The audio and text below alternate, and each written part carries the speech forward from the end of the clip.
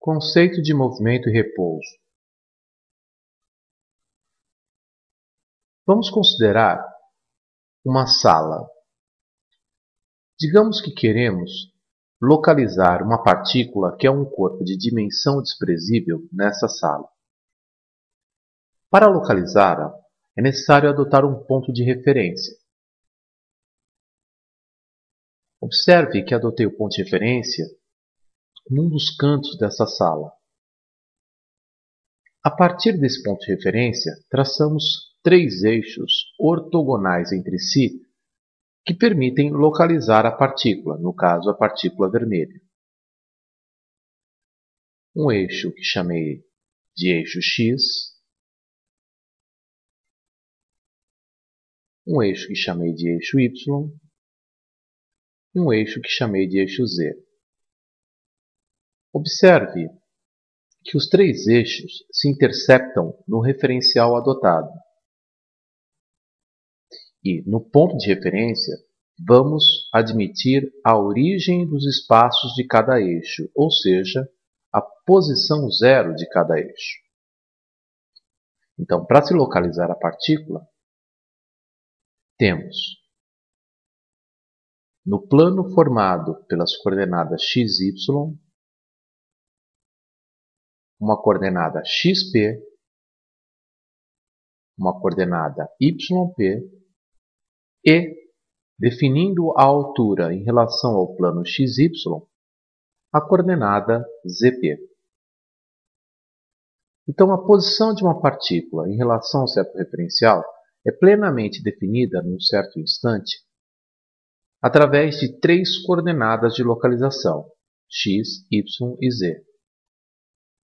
Para se localizar a posição de uma partícula, deve-se adotar um ponto de referência e, a partir dele, traçar três eixos ortogonais entre si.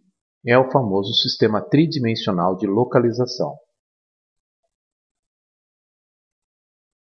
A posição, então, da partícula num certo instante em relação ao referencial é plenamente definida por xp, yp e zp. Se nenhuma coordenada de posição da partícula se alterar com o passar do tempo em relação ao referencial adotado, então diremos que a partícula está em repouso em relação a ele. Então, o conceito de repouso passa pelo conceito de ponto de referência e sistema de localização. Se com o passar do tempo nenhuma das coordenadas xp, yp, zp, sejam lá quais forem, não variar com o tempo, a partícula está em repouso em relação ao referencial adotado.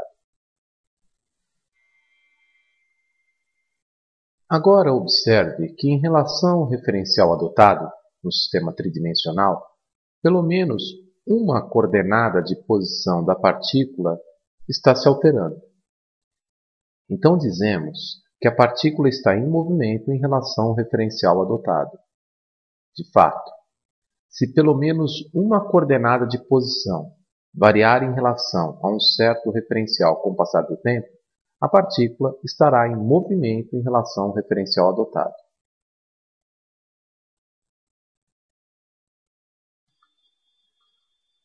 Agora, vamos, através desse exercício proposto, entender que o conceito de movimento e de repouso são relativos. Após um acidente automobilístico em que o carro colidiu violentamente com um poste, o motorista justifica o evento argumentando que o poste estava em alta velocidade. Essa argumentação aparentemente absurda tem conteúdo físico?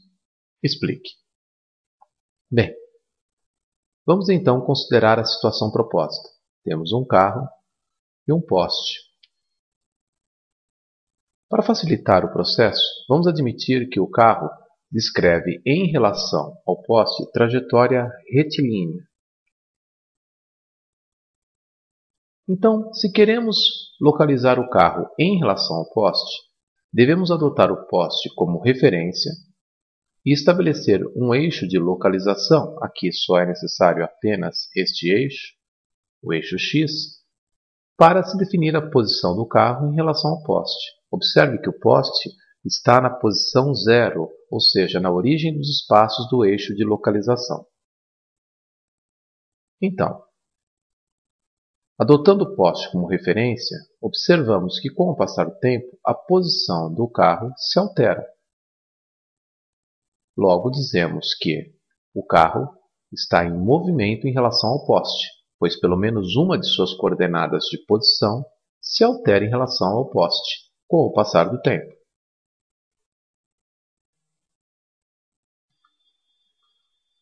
Agora, vamos, através desse exercício proposto, entender que o conceito de movimento e de repouso são relativos.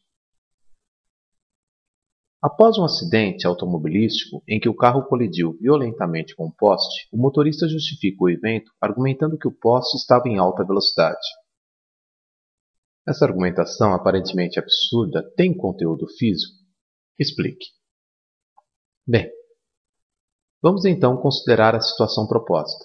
Temos um carro e um poste. Para facilitar o processo, vamos admitir que o carro descreve em relação ao poste trajetória retilínea. Então, se queremos localizar o carro em relação ao poste, devemos adotar o poste como referência e estabelecer um eixo de localização. Aqui só é necessário apenas este eixo, o eixo X, para se definir a posição do carro em relação ao poste. Observe que o poste está na posição zero, ou seja, na origem dos espaços do eixo de localização. Então, adotando o poste como referência, observamos que com o passar do tempo, a posição do carro se altera. Logo dizemos que o carro está em movimento em relação ao poste, pois pelo menos uma de suas coordenadas de posição se altera em relação ao poste, com o passar do tempo.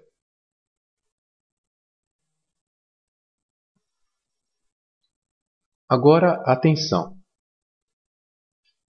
Se uma partícula A está em repouso em relação à partícula B, então a partícula B também está em repouso em relação à partícula A.